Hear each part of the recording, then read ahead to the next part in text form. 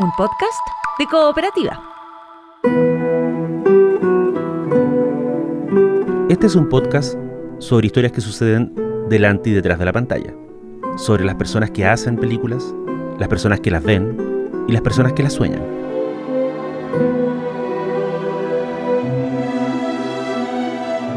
Soy Daniel Villalobos y esto es El Contador de Películas.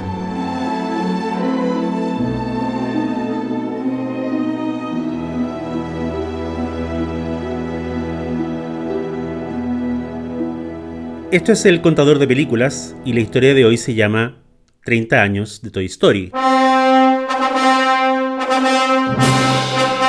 Parte de la culpa la tiene Steve Jobs. El asunto es así. En 1979, al alero de la naciente productora George Lucas, se fundó una pequeña división llamada el Grupo Gráfico. Su objetivo era desarrollar tecnología digital para animaciones. El mundo de la computación se estaba abriendo a los usuarios, todos estaban atentos a cuáles iban a ser los desarrollos y nadie se quería quedar atrás. El Grupo Gráfico, en el que pululaban futuras leyendas de Hollywood como Ed Catmull y John Lasseter, saca adelante un programa de renderización de imágenes llamado Renderman. El año 1984, en la versión de esa temporada de los legendarios encuentros de SIGGRAPH, se estrena Las aventuras de Andre y Wally-E, considerado por muchos el primer corto de animación digital de la historia. Lasseter, John Lasseter, es el animador del corto. El público de SIGGRAPH se impresiona. La mayoría de los gráficos y efectos computacionales que se presentan en la conferencia son prototipos de tomografías médicas, modelos en 3D o aplicaciones militares. Pero Las aventuras de Andre y Wally-E tiene personajes, tiene humor y una pequeña historia. En las manos adecuadas, las computadoras pueden entonces ofrecernos humanidad, calidez y entretención. Esto, que hoy es de perogrullo, en 1984 fue revolucionario. 2 años después, en 1986, Lasseter escribe y anima junto a sus compañeros un corto aún más importante.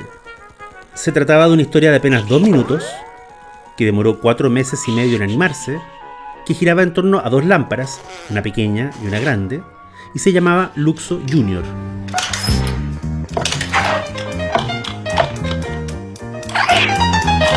La estrenan en el SIGGRAPH de ese año. La ovación es estruendosa. El público, integrado por ingenieros, programadores y fabricantes de hardware, no puede creer lo que está viendo. En un making of sobre la historia de los cortos de Pixar, Lasseter recuerda el momento clave. Luego de la presentación de Luxo Junior se le acerca Jim Blin, uno de los pioneros del diseño de la animación computacional. Lasseter se espanta y piensa: soy un simple animador, él es un programador y me va a preguntar sobre el algoritmo y voy a quedar en ridículo. Pero lo que le dice Jim Blin es: oye, John, dime una cosa. La lámpara grande, ¿es la mamá o el papá? Entonces Lasseter piensa: lo hicimos. Conseguimos que lo que le importa a la gente sean los personajes y no la tecnología. Pero el sueño de Lasseter, Catmull y el resto del equipo, el sueño de hacer un largometraje completo con animación digital, todavía estaba muy lejos. De hecho, el sueño se alejó aún más ese año, cuando se anunció que Lucasfilm estaba en negociaciones con General Motors y Philips para vender la división ya entonces conocida como Pixar. Con General Motors y Philips, el objetivo primordial sería crear software para rendereo de exámenes médicos o diseño de autos. La producción de cortos animados no le importaba a nadie. Entonces entra Steve Jobs al baile. El trato con General Motors y Philips no se concreta. Jobs había abandonado Apple. Estaba sin casa en términos empresariales, pero tenía dinero. Y Jobs no solo pagó $5 millones por Pixar, sino que se convirtió en el hombre clave dentro del salto siguiente. That was the first time I met Ed, and he shared with me his dream to make the world's first computer animated film. And I, in the end, ended up buying into that dream both spiritually and financially. Durante un tiempo, el negocio central de Pixar fue la venta de su producto estrella, una computadora para diseño gráfico llamada la Pixar Design Computer. Los cortos animados siguieron haciéndose, pero todos tenían claro que cumplían una sola función, que era comercial. Los cortos servían, ante todo, como una manera de mostrarle al mundo lo que se podía hacer con los programas de Pixar. El 87 produjeron El sueño de Red, sobre un monociclo que sueña con triunfar en el circo. Y el 88, el equipo estrenó Juguete de Lata, un corto sobre un juguete que se esconde de un bebé y que ya contenía en esa premisa el germen de Toy Story. Juguete de Lata incluso ganó el Oscar a Mejor Corto Animado del 88. Aún así, dentro de Pixar, los jefes del equipo dudaban. ¿Cuándo llegaría el día en que Jobs decidiera librarse de los cortos animados para solo concentrarse en la venta de software y hardware? Lo que pasó fue al revés. Jobs, que no era ningún santo y que de hecho despidió a varios de los empleados más antiguos de Pixar a fines de los 80, tenía una visión muy alejada de los típicos gerentes, y esa visión lo llevó a negociar con Disney. Y en 1991, Steve Jobs, en nombre de Pixar, firmó un contrato por $26 millones con la casa del ratón Mickey. El trato era simple. Por ese dinero y los derechos del merchandising anexo, Pixar se comprometía a entregar 3 largometrajes de animación digital. El primero de ellos era una idea original de Lasseter. Estaba inspirada en el corto Juguete de Lata y giraba en torno a un juguete que soñaba con ser amado por su dueño. Ese concepto terminó siendo 4 años más tarde Toy Story.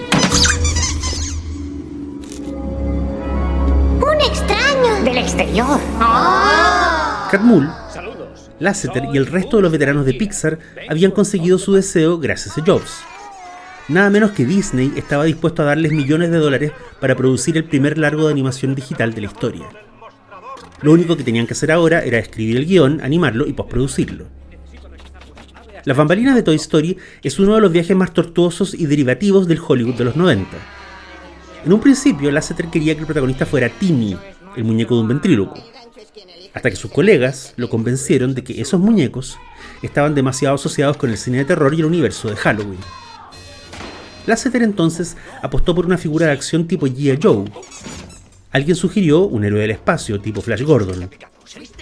Alguien de Disney exigió que el juguete protagonista fuera moderno, algo más reconocible para los niños de los 90 que G.I. Joe o Flash Gordon. Entonces apareció el concepto de la Buddy Movie. Habría un juguete moderno, con luces, con piezas articuladas y una nave espacial. Sería un héroe galáctico. Pero en oposición habría un juguete más anticuado. Un vaquero con ropa de tela, sombrero Stetson y frases del viejo mundo del western. Y se llamaría Woody, en honor a Woody Strode, el actor afroamericano de las películas de vaqueros de John Ford. El problema que tuvo Toy Story, el mayor de todos, vino de una interferencia ajena. Porque si Steve Jobs fue la bruja buena que le dio la bendición al proyecto, hubo una bruja mala que estuvo a punto de descarrilarlo todo. Esa bruja mala fue un productor llamado Jeffrey Katzenberg. El asunto con Katzenberg era que cada vez que llegaban nuevas versiones del guión, el sujeto le insistía a la gente de Pixar. Estos son los años 90. Los adolescentes ahora son cínicos, son cool, son irónicos. No les den la típica historia de Disney. Este vaquero Woody es demasiado simpático y demasiado alegre, es demasiado bueno, hay que hacerlo más duro, hay que darle más actitud, más filo, hacerlo más cruel. Confundidos por la vehemencia de Katzenberg y asustados por la perspectiva de trabajar por primera vez para un estudio como Disney, los tipos de Pixar tomaron todos los consejos del productor. La versión resultante fue un Woody que era un cruce entre Bruce Willis y Mel Gibson. Era un Woody que maltrataba a los otros juguetes, que les ponía apodos y que odiaba a Buzz Lightyear desde el minuto 1. De hecho, lo tiraba intencionalmente por la ventana, al revés de lo que sucede en la película. Basados en esta versión del guión, los animadores de Pixar produjeron varios borradores animados de distintas escenas de la historia. El 19 de noviembre de 1993, el equipo tomó todos esos clips animados a partir de este nuevo guión y se lo llevaron a los jefes de Disney. El resultado fue catastrófico. Los jefes de Disney detectaron de inmediato que esta nueva versión de Toy Story no tenía nada de lo que ellos consideraban una película infantil. Woody era un imbécil egoísta. Los demás juguetes le temían. Nada funcionaba y el tono en general era demasiado oscuro. Ese día fue bautizado más tarde por Lasseter y su equipo como el Viernes Negro. Disney no solo les ordenó detener de inmediato el proceso de animación de las escenas. Además, les ordenó reescribir de cero el guión y condicionó el reinicio de las labores a que ese guión fuera aprobado por los ejecutivos de Disney. Era la primera crisis real de Pixar. Lasseter, Catmull, Andrew Stanton y otros notables del equipo se concentraron por meses para reconstruir la historia y volver al concepto original. Esta era la odisea de un juguete que quiere recuperar el amor de su dueño. Tras largas negociaciones e ignorando a Katzenberg, los animadores consiguieron que Disney les diera luz verde y la producción continuó. Katzenberg terminó siendo despedido de Disney por otras razones y cofundó DreamWorks, el estudio donde sus ideas de un cine animado irónico, taquillero y cínico no solo florecieron, sino que fueron la clave detrás de uno de los grandes éxitos de su carrera, Shrek. ¡Uy, qué horror! Oye, no le digas así. Es solo un burrito. ¿Qué? Pero Toy Story no era Shrek. Toy Story era la aventura de Woody, que quiere mantener su estatus como el juguete favorito de su dueño, un niño llamado Andy. Y también es la aventura de Buzz Lightyear, el juguete que cree ser un astronauta heroico hasta que la realidad le pega en la cara. En ese sentido, una influencia nunca reconocida del argumento de Toy Story es They Live, Ellos Viven, la película de 1988 de John Carpenter, donde un hombre debe golpear a otro hasta casi matarlo para que éste acepte usar unos lentes de sol que le permitan ver el mundo tal como es. Pero esa es solo una parte de Toy Story. La otra parte es el problema de que Woody y Buzz deben aprender a trabajar en equipo para volver a casa y evitar que la familia de Andy los deje atrás en una mudanza. Lasseter y sus animadores reconocieron que estaban fuera de su elemento.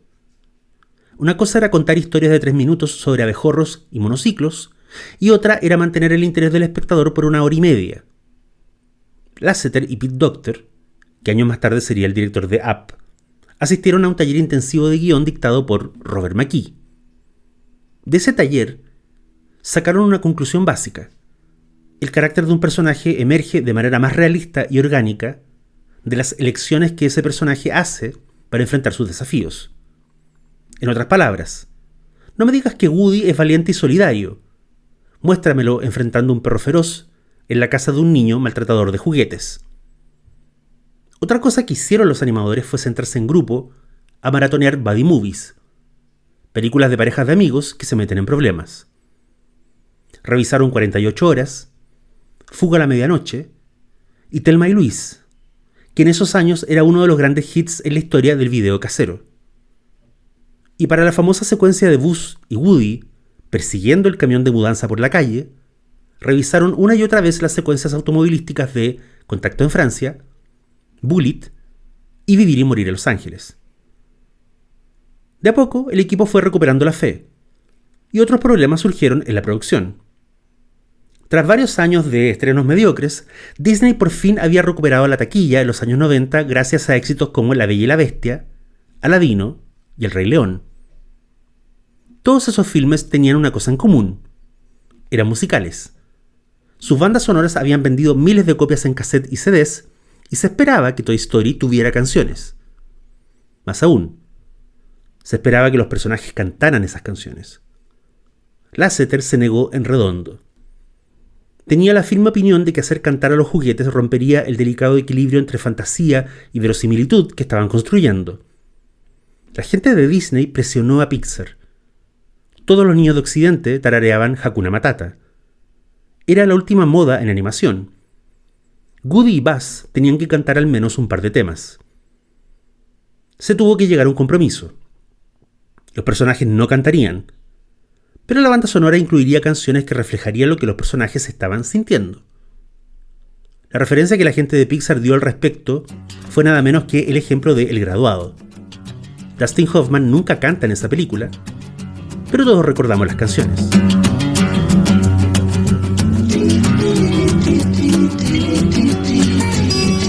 Aladino y El Rey León pueden haber sido hits, pero no es como que todas las estrellas musicales estaban ansiosas por hacer música para películas de Disney.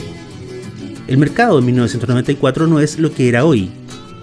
El cálculo de la cantidad de dinero que podían llegar a ganar con éxitos de taquilla infantiles no necesariamente estaba en las cabezas de todos los compositores. Además, se precisaba que fueran canciones a la medida de los personajes, que aludieran a sus emociones y que no desencajaran con el resto de la película. Un par de nombres fueron sondeados. Dijeron que no. Entonces, alguien de Pixar sugirió a Randy Newman. Newman había sido un cantautor de enorme impacto en los 70. En los 80, un cover suyo, a cargo de Joe Cooker, le había dado atmósfera a las escenas más tórridas de 9 semanas y media. Y, más importante que eso, Newman tenía una sólida formación en el mundo de los antiguos compositores de Broadway y las big bands de Nueva Orleans. Sabía escribir para otros cantantes, sabía escribir para orquestas y, por encima de todo, sabía escribir canciones desde distintos puntos de vista. Es decir, Randy Newman era un dramaturgo. Y él fue el responsable del tema que se volvió el sello musical de Toy Story en todas las secuelas posteriores hasta el día de hoy. Quedaban las voces de los personajes. Disney y Pixar estaban de acuerdo. Había que trabajar con estrellas. La gente de Pixar tomó prestada una técnica de los animadores de Disney. De cada actor que les interesaba para las voces, cogieron un clip de audio que les pareciera representativo en relación al personaje con el que buscaban empalmarlo. Después, sincronizaron ese audio, sacado de otra película, con los borradores de animación del personaje. En el caso de Woody había solo un candidato y era Tom Hanks. A Lasseter le gustaba por una razón estratégica. Incluso en películas donde Hanks no era un buen tipo, como Un equipo muy especial, el actor se las arreglaba para seguir siendo querible. Eso necesitamos para Woody, le dijo Lasseter a Disney, un actor que sea capaz de hacerlo querible, incluso cuando Woody esté siendo envidioso o injusto con los demás. El clip que eligieron para empalmarlo con un brevísimo corto de Woody gritando fue una escena de una película de Tom Hanks que en Chile se llamó Socios y Sabuesos. No, you're eating the car! A Tom Hanks se sumaron más tarde Tim Allen, Wallace Shawn, Ann Potts y Laurie Metcalf. La postproducción entró en recta derecha, y en paralelo apareció un escollo insólito. Cuando la gente de Pixar se reunió con los ejecutivos de Disney, que veían el tema de las licencias y el merchandising, estos les dijeron sin dudar: no sabemos cómo vamos a hacer juguetes a partir de esta película. La gente de Pixar no entendía nada. Les contestaron: el filme se llama Toy Story. La historia está llena de juguetes. Sí, dijeron los ejecutivos, pero la mayoría son juguetes ya existentes y licenciados, como el señor Cabeza de Papa. Están los juguetes nuevos, dijeron los de Pixar. Están Buzz Lightyear y el vaquero Woody. Los ejecutivos de licencias se encogieron de hombros. No estaban convencidos. Y de hecho, cuando se anunció el estreno de Toy Story para noviembre de 1995, dos compañías de juguetes ya establecidas y famosas, como eran Hasbro y Mattel, desecharon licenciar Toy Story por considerar que el proyecto era demasiado extraño y porque había muy poco tiempo para fabricar las figuritas. Quien se quedó con la licencia de Toy Story, uno de los fenómenos de merchandising anexo más millonario de los años 90, terminó siendo una pequeña compañía canadiense llamada Tingway Toys. Esa compañía aceptó producir figuritas de Woody, Buzz Lightyear, el dinosaurio y otros miembros de la pandilla. Pero, a pesar de la insistencia de Lasseter, la compañía se negó de plano a producir figuritas de unos personajes muy especiales: los juguetes deformes de Sid, el niño vecino de Andy. Sid es un niño solitario, obviamente con mucha imaginación, pero completamente insensible a los demás. Y, por tenue que sea la conexión, la figura de Sid es la primera que se me viene a la mente cuando hablamos de lo que pasó después. Lo que pasó después, años después, luego del triunfo de Toy Story, del auge de Pixar y de los premios y las alabanzas, lo que pasó después fue la caída de Lasseter. En noviembre del 2017, cuando Pixar ya era propiedad de Disney, se anunció que Lasseter se tomaría un semestre sabático, lejos de la compañía. ¿El motivo? Según un mensaje que el propio animador le envió al equipo, esto se debía a que, de manera involuntaria, él había hecho sentir incómodas a algunas mujeres en las oficinas de Pixar. Indicaba en el mensaje que lamentaba profundamente esas acciones, que habían sido inconscientes, y que estaba tomando medidas para resolver los hechos. Sin embargo, el caso estalló en la prensa. En Hollywood, fue uno de los puntos más álgidos de la era Me Too. Animadoras y trabajadoras de Pixar hablaron con los medios de forma anónima por miedo a las represalias, y lo que dijeron no describía simples actos involuntarios o de mal gusto. Lo que describieron en conjunto fue un patrón de décadas de mala conducta, maltrato, y abuso laboral por parte de John Lasseter. Un abuso laboral que, para peor, había sido ocultado y disculpado por los colegas del animador. Hombre todopoderoso en Pixar, responsable de sus éxitos e innovaciones, Lasseter había sido protegido del ojo público por casi 27 años. En 2018, Lasseter abandonó definitivamente la compañía que había ayudado a fundar. El 9 de enero del 2019 comenzó su nuevo trabajo en la división de animaciones de la productora Skydance Media. Sus nuevos jefes señalaron a la prensa que Lasseter jamás había sido acusado formalmente de ningún delito, lo que era cierto, ni tampoco había pruebas de que hubiera llegado a alguna clase de acuerdo monetario con nadie jamás, lo que también era cierto. Aún así, que no haya un caso en tribunales no significa que no haya habido mala conducta en la vida real. Esto lo entendió muy bien la actriz Emma Thompson, que estaba fichada para trabajar en una película animada de Skydance Media y que luego de renunciar al proyecto en febrero del 2019, envió una carta pública a la productora. En ella decía: si un hombre ha estado tocando a las mujeres de manera inapropiada por décadas, ¿por qué querría una mujer trabajar con él si la única razón para que se controle a sí mismo es que hay una cláusula en su contrato? Skydance no respondió a la carta en público. Jane Fonda reemplazó a Emma Thompson en el proyecto. Lasseter siguió trabajando, pero su imagen pública nunca se recuperó. Y la carta de Emma Thompson, una carta que no requirió rendereos, ni años de trabajo, ni software especiales, ni el apoyo monetario de Steve Jobs, permanece hasta hoy en la conciencia de los ligados al caso Lasseter. Es un recordatorio de que incluso en factorías de sueños y fábulas infantiles, a todos los seres humanos les toca crecer, aceptar sus culpas y tomar responsabilidad de sus actos. Como entiende Woody cuando lidera a los juguetes mutantes contra Sid, no puedes dañar a otros sin que haya consecuencias. Soy Daniel Villalobos y esto fue El Contador de Películas. Hasta la próxima.